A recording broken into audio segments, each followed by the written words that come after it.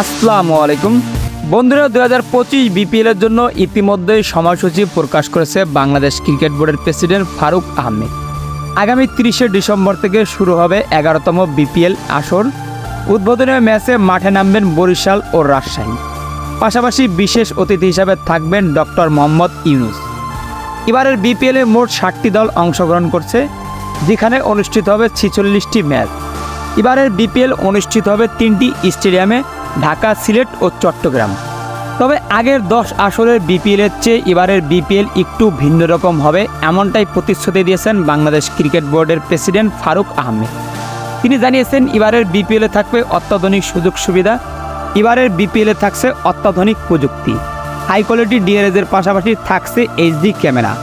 এবারের বিপিএলকে জমজমাট করতে থাকছে বিদেশি আম্পায়ারের পাশাপাশি বিদেশি ধারাভাষ্যকার।